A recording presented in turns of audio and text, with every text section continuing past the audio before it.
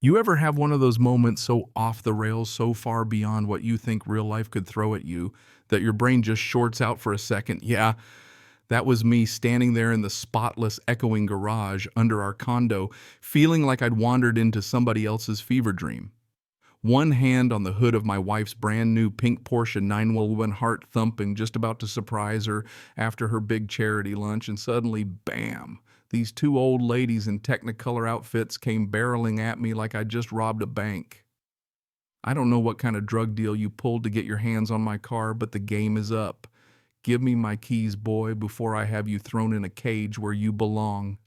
Those words just hung in the cold fluorescent light, and let me tell you, my soul left my body for a second. You know what I mean? So picture this, me in my best button down, still glowing a little from the satisfaction of 10 years hard work, and there they are.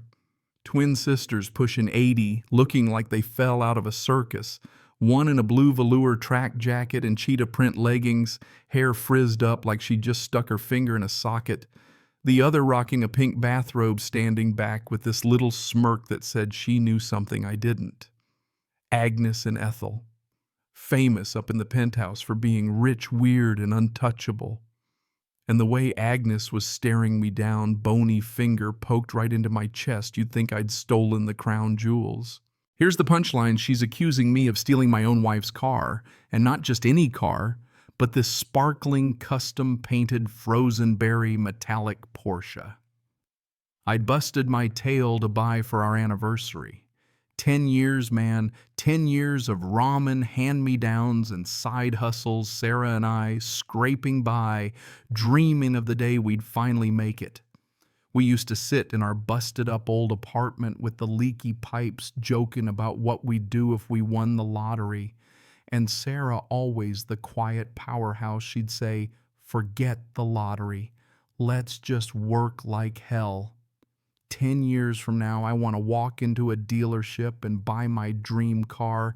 No haggling, no payments, just sign and drive. Her dream. Not a diamond ring, not a big house. A pink Porsche 911. Not hot pink, not flashy. She said the kind of pink that makes people look twice but never roll their eyes. That became our North Star. So when Agnes screamed, "People like you don't buy Porsches. You steal them all," I could do was stare at her. Then at the car, then back at her like, is this real life? You'd think I was a ghost she was trying to exorcise. Ethel, the sister in the robe, piped up with, "He's probably got a weapon. We should call the police." And that's when the cold, heavy pit opened up in my stomach. I've dealt with plenty of racism in my life, the subtle kind, the sideways glances, the security guard following you in the store, but this was different. This was them trying to erase my whole story in one sentence, make me the villain in some story that only existed in their heads. They didn't see a man with a family and a business and 10 years of busted knuckles. They saw a target, someone to put back in his place. I tried to keep my voice steady. "Ma'am, I think you're confused. This car belongs to my wife. I bought it for her." But Agnes just laughed this ugly, cackling sound. "Your wife's car. That's the best lie you've got. I've been waiting 6 months for this car. The dealership must have given it to the first lowlife they saw." Then Ethel turns to her sister and says, "Let's just call the police. Let them sort it out." And the look they gave each other, yeah, they were dead serious. Now, I'd like to say I kept my cool, but inside I was on fire. I could see exactly where this was going. 2 rich old women, a black guy, a fancy car. It doesn't take a genius. So I did what you got to do these days. I calmly said, "You know what? Go ahead and call. I just want to make sure you know this is my wife's car. It's legally registered. We live in this building. You are harassing me in a private garage." I pulled out my phone and started recording, keeping it low but angled to catch everything. Gotta create your own witness sometimes. Agnes dials 911 and suddenly she morphs into this trembling, frail old woman voice, all shaky. "Yes, officer, help please. There's a man here. He's stolen my car. He's very large, very threatening. I'm terrified for my life." I was standing there in khakis and a button-up, arms folded, not moving an inch. Then Ethel whispers, just loud enough, Tell them he has a gun. I swear to you, that moment my blood ran ice cold. That's the kind of lie that gets people killed. Agnes, without missing a beat, relays the message. Oh my God, he's reaching for something in his pocket. I think it's a gun. Please hurry, he's going to kill us. So I just stood there, not moving phone, still recording, and let them hang themselves with their own words. She hung up and gave me this look like she'd already won, like the SWAT team was about to bust down the doors just for her. You should have just given me the keys when you had the chance. You people never learn. I've never felt so angry and so helpless at the same time. Minutes dragged by. The air in the garage got heavy, the silence broken only by their smug little whispers. I did the mental checklist. Every black man in America learns to do ID in my pocket. Hands visible, voice calm, announce every move. I stopped the video to save the file, ready to hit record again as soon as I saw flashing lights. I kept thinking, what if the cops show up amped? See what these women want them to see, and I don't get a word in edgewise. What if this is it? But I focused on Sarah. Her smile, the reason for all of this. I had to make it home to her. That thought kept me upright. Sirens finally wailed in the distance. Then the lights hit the garage. 2 officers got out, one older, tired-looking guy with a mustache. Let's call him Officer Stan, and a young Latina woman, sharp eyes constantly scanning. "Show me your hands," Officer Stan barked. I raised my hands, slow and clear. Agnes and Ethel went full damsel in distress, crying and clutching each other. "He threatened us. He has a gun," they shrieked. I kept my voice steady. "Officer, I live here. That's my wife's car. My ID is in my back pocket. My phone's in my front. You can check the registration." Officer Stan sized me up, told me to walk toward him.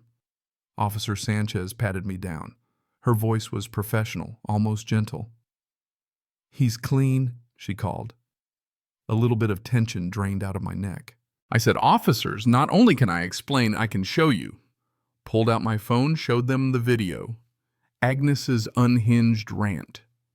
The fake 911 call, Ethel's voice coaching the lie. Their faces changed. Officer Sanchez shot the twins a look that could have killed. "You put this man's life in danger," she said, voice sharp as glass.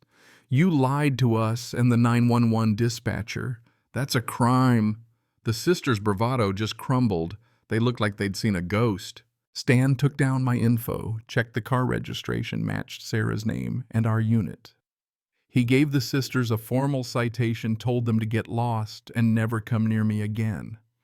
As they slunk off, Officer Stan turned to me and said, "That video probably saved your life tonight." I nodded, suddenly aware of how close I'd come to being another headline. But the story didn't end there. Nah, the universe always throws in one last twist, right? The very next day, some cream-colored envelope slides under our door, a formal complaint from the condo board signed by their president, Arthur Pennington.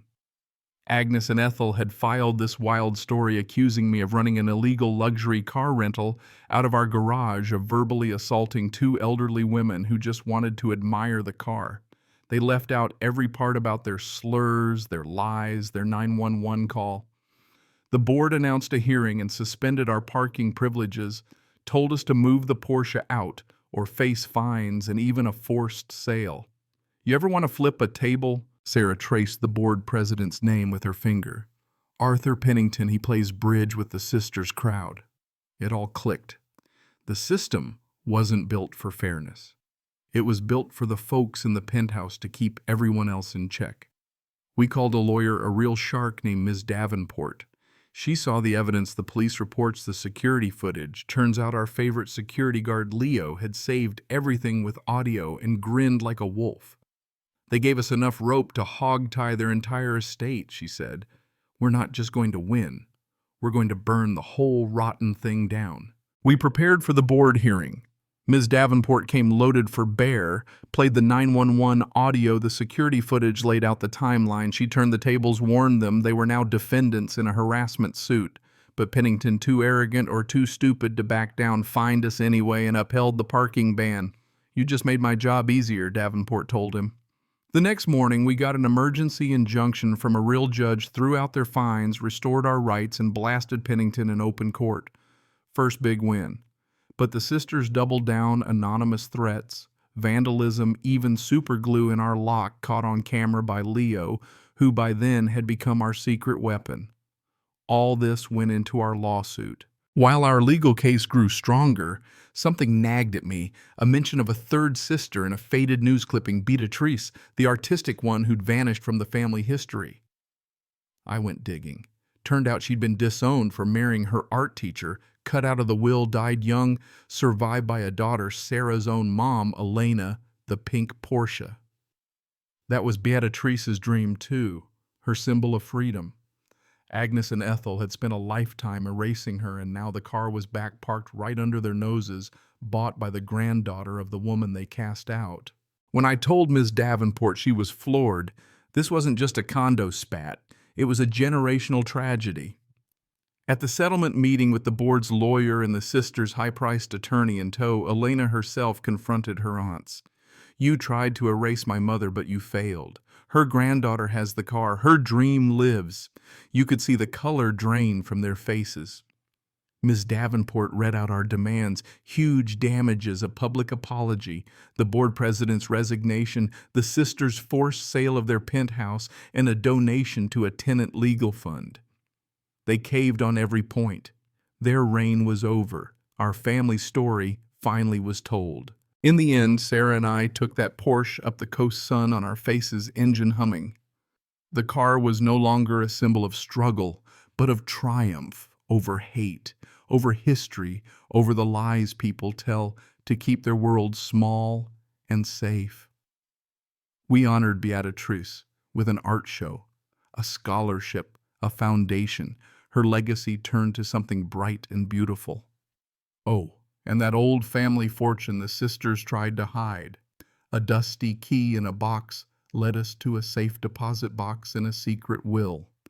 Turns out, Sarah was the true heir to the fortune the sisters had been guarding all their lives. Sometimes life hands you a story so wild, so full circle it feels made up. But this was real. This was justice with teeth, with a heart, with a little pink Porsche rolling down the coast. Rebel dreams alive and well. Now let me ask you, when it comes to fighting for what's right for your family, for your name, what would you do? Drop your stories below. Tell me where you're watching from. And let's talk about what justice looks like for all of us.